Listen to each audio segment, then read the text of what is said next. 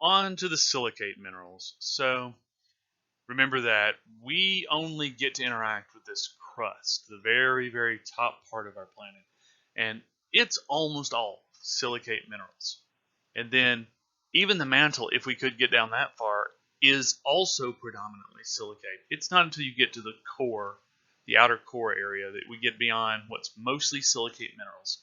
So what we're going to talk about with the silica tetrahedron, it's so important to understanding what's going on with the Earth materials. Even if you look at lava coming out of the Hawaii volcanoes, that lava is still formed of silica tetrahedra in various states of disaggregation from each other, but the tetrahedra themselves are still intact. We're going to spend a lot of time on these tetrahedra over and over again. Now, I hope that for your homework assignment you did construct some of these tetrahedra, because I'm going to talk about how we put them together and stuff. I hope you have multiple ones so you can kind of chain them together and look at them and see how they work out. So we're really going to take the chemistry here, and we're going to take it a step deeper with thinking about the three-dimensional geometry surrounding these chemicals, these elements that we're going to talk about, and the silica tetrahedron. So you can no longer just think of the chemistry as an abstract formula written on a piece of paper, just representing something with no form. The form matters here very much. The three-dimensional arrangement, the three-dimensional shape matters so much in these. So, and what silicate and silica, when I use those terms here, what they're going to refer to is these silica tetrahedrons composed of a silicon atom surrounded by 4 oxygen atoms. Okay, and the shape is a tetrahedron. And just to be clear, we are talking about a physical three-dimensional shape for these. So let's review a little bit of basic chemistry with this. So let's talk about the silicon atom. So there's our symbol with the 14 for the atomic number, and then in this case 28. Most of silicon is 28. So remember how those work. The 14 tells us that there are 14 protons involved. Now with the 28, we need enough neutrons to add to that 14 protons to get 28. So in this case, it does happen to be 14. Now, if we have a neutral silicon atom, so we know we have 14 positively charged protons here. So if we want neutral, then we must have 14 negative charges, right? And so we would have that same number, 14, of electrons. Okay? Right now, I've been a lot agnostic about where those electrons go. They're the little ones out here to the side, and we're going to put those in a very precise place around our silicon atom. Again, we're still reviewing the basic chemistry here. Okay, so here are our electrons, and I've zoomed the nucleus down some here because you know it's all tightly packed right there in the middle, very small spatially. Okay, so there's the protons and neutrons crowded together in the nucleus, and there's a total 14 positive charge on that kernel, on that nucleus. Okay, now try to recall that there are shells, and we're going to use the simplified shell system. We're not going to have to talk about D's and F's and shapes of orbitals and stuff like that. We're going to leave that to the chemistry classes. But we are going to talk about the shells and how there are different principal quantum numbers, and so these electrons are going to arrange in these energy levels as they gain more energy going further out from the nucleus. Okay, from the periodic table, and if you'll look at a periodic table right now, you'll see that at the very top of it are those 2 elements that stick up by themselves, hydrogen, and on the other side, helium. Okay, well that's that periodic table acting as a cheat sheet again. The first shell can hold 2, corresponding to those 2 elements, 2 electrons. So our first 2 electrons here can go into that innermost lowest energy shell. Okay? Now we still got 12 more electrons we're going to have to deal with. Okay, let's look at the second period, the second row on the periodic table. And there are 8 elements there. Well, lo and behold, that tells us that that second energy shell can have 8 electrons in it as well. So I had 12 to go, and I have taken 8 of those and put them in that second energy level. There they are. Okay, so now I've got 4 left, and let's think about that third shell. So that third shell out there, if I look at the periodic table again, the third row also has 8. Okay, so I could put 8 more electrons in this shell if I need to, but I only have 4, right? So all 8 could, or up to 8 could go in there, but all 4 can go in. There's plenty of room for that. Okay, so far we have a neutral silicon atom. But as it turns out, we're not interested in a nice neutral silicon atom because these 4 electrons out here, they're kind of a problem. They're sticking off, they're not very well held on, and silicon can go to a +4, also called tetravalent if I happen to accidentally use that term, but a +4 state. All right, so how do we get there? So there's where we built to last time with our atom model.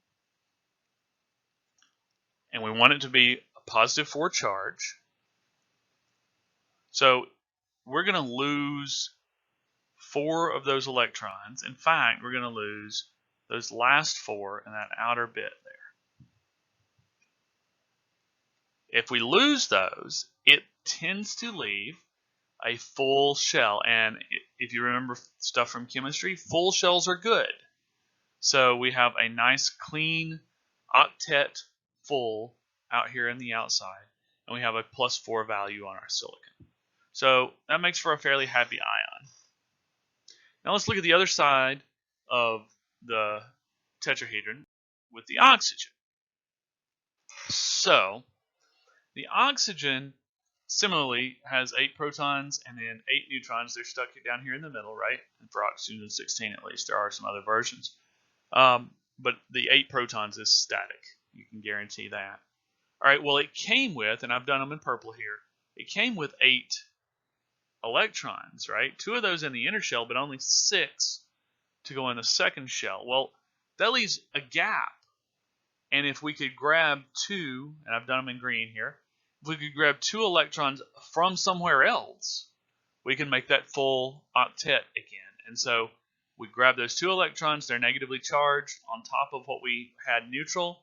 So we end up with a net -2 charge, and that's where those 2 electrons make a happy full outer shell. So I hope you built that those plural tetrahedrons, so you have some idea of what we're looking at. Just to make sure, though, it's not exactly a pyramid. So a pyramid, if you could pick it up and look at the base of it, actually has a square base. And this does not. If you pick this guy up and look at the base, it is exactly the same shape as one of the sides. In fact, you can't tell them apart. It is a 4-sided regular polyhedron. So that's what I mean by a tetrahedron. All right, so there's a good reason for these atoms or ions to arrange themselves this way. So the oxygen anions are pretty big. They're about 1.4 angstroms. Compared to the silicon is tiny, 0.12 angstroms for that +4 cation. So basically, these oxygens out here on the corners, and this is a different kind of model that's kind of a space-filling model. You can see they sit on top of each other, and it just leaves, if you think about 4 big beach balls stacked that way on top of each other, there would be a little bitty tiny space right there in the middle, unfilled, just a blank space, and that's where that tiny 0.12 angstrom silicon cation, it goes and sits in that tiny little space in between.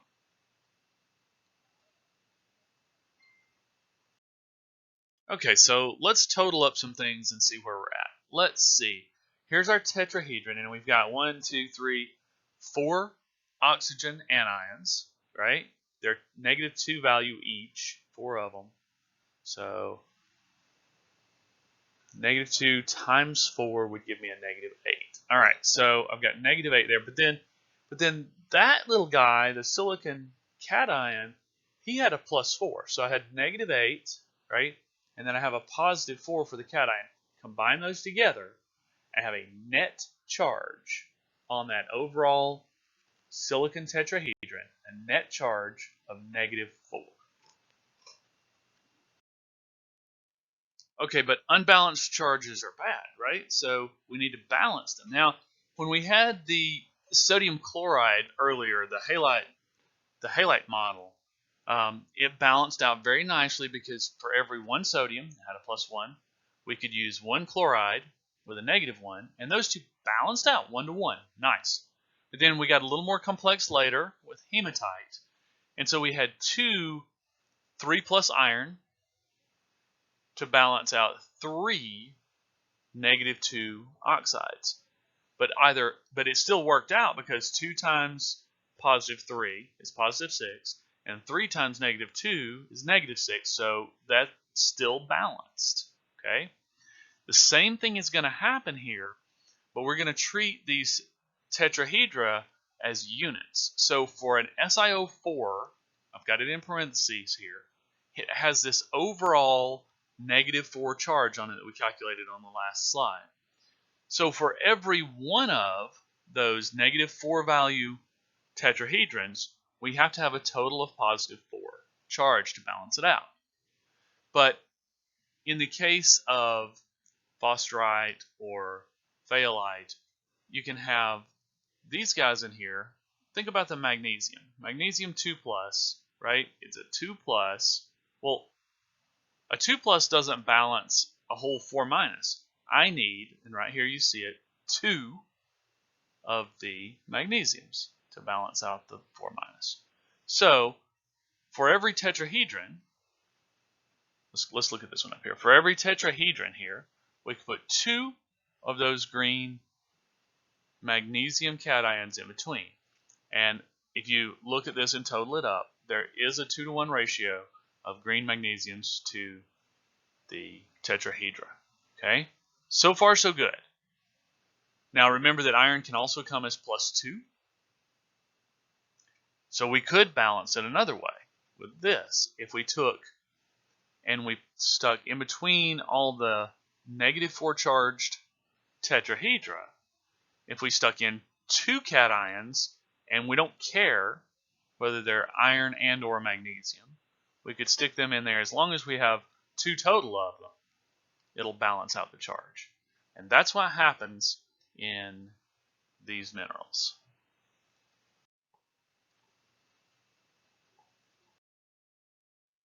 Okay, I've kind of snuck into talking about these guys. This is our first subclass of silicate minerals, and it's called nesosilicate.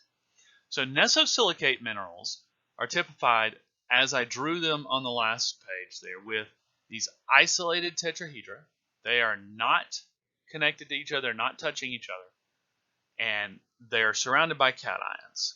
We still have a lattice work. We still have a regular repeating array, so we still have a crystal, right? And it's very regular. You'll see, I don't know if you can tell with the way this is drawn with those little striations on it. This one's supposed to be pointing up, and this next one is supposed to be pointing down. Up, down, up, down. So it's a very regular array. Okay. The definition of nesosilicates is that they have the isolated, not connected. We're going to get some connected ones in a minute. And notice that this time there seems to be a variable amount of the magnesiums versus the irons from last time, and that is typical. You can have olivine that has a lot of different combinations. And we're going to talk about solid solution again, if you remember that from a previous lecture.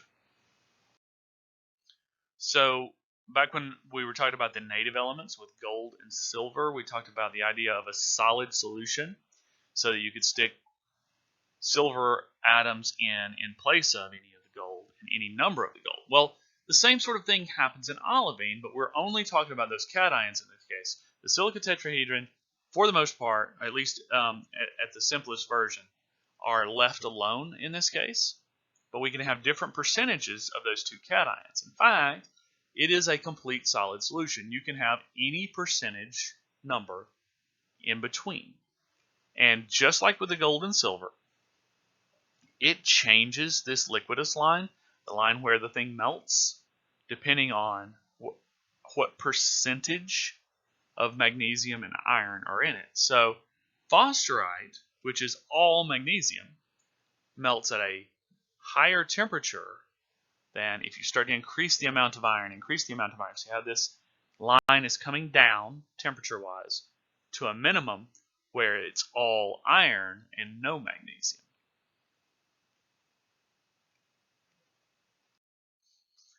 All right, now we're going to get a little more complicated. So we're going to move from nesosilicates to the next subclass called sorosilicates. We're going to be changing that 4:1 silicon to oxygen ratio. I'll show you how that works. Here's one of our tetrahedra, right? And we have the little blue silicon sitting right there in the middle, surrounded by its 4 oxygens. But it's actually possible to join another tetrahedron down here to this, right? But look at this, they share that oxygen in the middle. So our ratio is no longer 4:1. Let's look at it and count. We've got 2 silicon, right? So 2, and we've got 1, 2, 3. There's our 4th one that's shared. 5, 6, 7. So we have a 2 to 7 ratio. So interesting, we don't have as much oxygen per silica anymore. But you had a 1 to 4, which, if I scale that up, would be 2 to 8, right? Now we only have 2 to 7 ratio, Si2O7. So if you see a parentheses in a mineral with SiO4, then you can guess that it's going to be a nesosilicate. But then if you see it instead as Si2O7, oh, well, we're dealing with a sorosilicate that way. And similar to how we put the iron and magnesium cations in between, we're going to do the same thing with the sorosilicate. So we have our little our joined tetrahedra running around over here, right? And then these are in purple, and this is actually a picture of a lanthanide in between it, but don't worry about what the cation is. Just know that it works the same as the phosphorite and phthalate we were just talking about, that you have cations sitting in between to balance out the negative charge, -6, on a double set. Not each tetrahedron, but each doubled tetrahedron Si2O7 unit. Well, look, if we can join 2 of them together, we can go further. And minerals do that. So just looking at these 2, that looks kind of like our sorosilicate, but then, well, we've got another oxygen over here. We could share it with another one, go all the way around a ring. These are called cyclo for ring, cyclosilicates. They share all the way around to a 1 silicon to 3 oxygen ratio. There are multiple different ways to get there, and some of these formulas are going to get pretty complex. We're going to talk a little bit. Here's a beryl formula, the gemstone known as emerald. And so you see Si6O18. Oh, well, okay, does that work out for my ratio? Yeah. So divide both of those by 6. So 6 divided by 6 is 1. 18 divided by 6 is 3. So 1 to 3 ratio still. And it turns out that emerald or beryl is a cyclosilicate like this. So our 4th subclass is going to be called inosilicates, and really they have 2 kinds within them. So just like the cyclosilicates kept going, instead of wrapping back into a circle on itself, these are just long chains. So you have single chain inosilicates like this, or you can have double chain inosilicates. And if you start thinking about, hey, could I put more together? We'll get there. But for right now, just think about single ones and double ones. So single chain inosilicates look just like the cyclos, 1 to 3, and the doubles have a 4 to 7. And our chains still need balancing cations because they still have those negative charges on the silica tetrahedron chains. They're not a full -4 anymore, but they still have a negative charge. And so we still need these cations in between those lines of tetrahedra to balance out the charge and hold the mineral crystal together. So we can have those in just layered in there like that.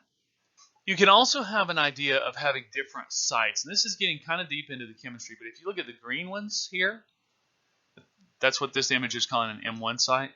And then the orange one's an M2 site.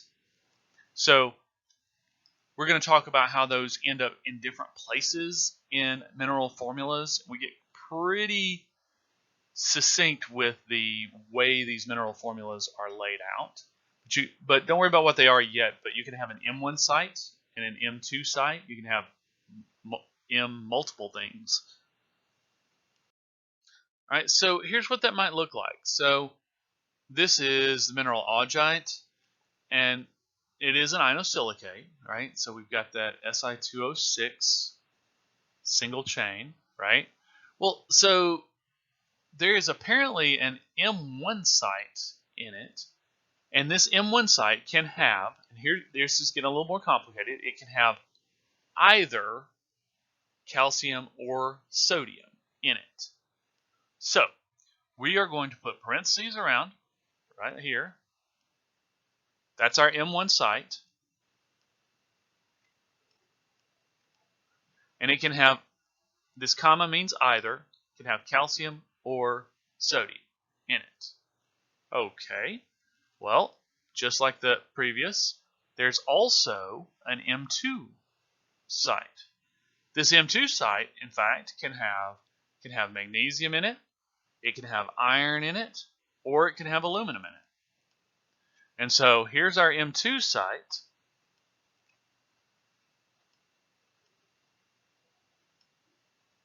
With all three of those things listed with commas, that means or, in it. So we've got an M1 cation, we have an M2 cation, and we have our Si2O6.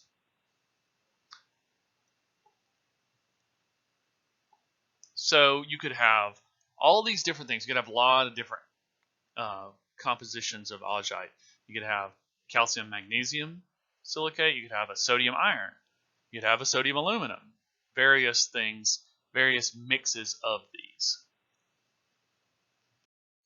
And earlier on the cyclosilicates slide, I skipped the tourmaline formula so that we could have that other discussion first, just so you know it's here. We're not gonna deal with anything like this. We're not gonna bother with what the tourmaline formula is. In fact, geologists will call it kind of a trash mineral because it's got everything in it. It's just a trash can with everything in it. So here's your, let's talk about your silicate here. You got your silicate backbone. All right, fine. We know those are the rings. Something's going on with some OH groups outside of that. We have borates in here. We've got an M3 site.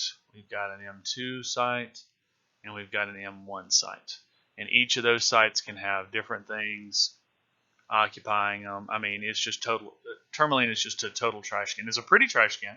Tourmaline crystals are really pretty, but it can have all kinds of things in it.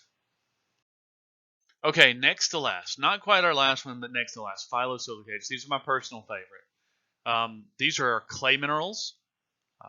So if you look back at that double chain, we talked about, well, hey, look, looks like your double chain, and you can just keep going. Third, fourth, fifth, ad infinitum, and that's true. So if you did that, it would go essentially forever that direction and essentially forever that direction, making a sheet. And these are sometimes called sheet silicates. Philo as I think I left an L off this. I think it should be 2 L's. Phyllosilicates are sheet silicates. They have these big tetrahedral sheets in 2 silicon to 5 oxygen ratios, and then they'll have cations sitting in between the sheets to hold them together. I'm going to show that too. So now I've taken that previous image. These are our silicon tetrahedrons, and we've turned it up on end. So we're looking at the end of this as if I had a crystal of mica, of muscovite mica or biotite mica, and I turned it up on its end, and I'm looking down it. So here are our sheets, and it turns out that there is a double row of silica tetrahedra facing each other, pointing towards each other, with a cation site in between, and this one shows magnesium in it. But then in between that backside, you've got this big set, and these can be giant. Potassiums are big cations. These can be a lot of different things. In fact, it turns out you can actually get waters surrounding these inside the layers and make them pop out to a bigger size. We'll talk about that on the next slide with the pottery idea. But think about this as one of those super thin mica sheets right here, this triple layer. And this is another one of those super thin mica sheets, a triple layer right here. And between them, you have these cations. Okay, so these linkages right here mean covalent bonds. Think back to lecture A under the 5 series, and I talked about covalent bonds being very, very strong compared to electrostatic or ionic bonds. So these bonds holding the sheets together are very, very strong. These bonds, however, that are just electrostatic, just cations holding the negatively charged sheets together, these are not very strong at all. That's why you get that good basal cleavage for micas, because they have this good sheet structure like this, held together by cations, and you can just peel them apart on those cation layers. Someone had mentioned in our pre-course survey about an interest in archaeology, and this is one of the aspects. There are many that you could use. Obviously, the dating stuff matters, the absolute dating, but you could also see phyllosilicates specifically in the analysis of pottery. And this is actual paper from IAEA, and talking about how they had x-rayed some different pottery analyses, and they were surprised at an anomalous result. So they were just thinking of all the clays as being like kaolinite, and turns out that one of the clays is not kaolinite. So they went back and they looked, and here's your kaolinite structure, and here's that other structure I was just showing you. And so they went back and looked at this and got deeper into it, and I think it led to a whole idea in archaeology of how ancient peoples would modify their clays using different foreign materials in order to get different textures on their potteries. I thought it was a neat crossover between fields there. Okay, so this is our final subclass of silicates called the tectosilicates, and then I will stop talking to you about silicates at least until the next lecture. So tectosilicates are like quartz. They have all tetrahedra, or at least a predominance of their structure is the silica tetrahedra. It's called framework silicates. They can be very complex inside 3D networks, and just that network silicate is another term for it. They are the tectosilicates. Okay, so I'm sure I kind of filled you up with this, and let me know what I should go in and clean up, talk about more. I'm certainly willing to talk as much as you want about the chemistry. Remember that I did graduate work in both geology and in chemistry, so I love both of those. I try to be very careful and not to go too deep with the chemistry. So if I have erred and not gone deep enough, let me know. Or maybe you are particularly interested and want me to take it a little deeper, let me know about that.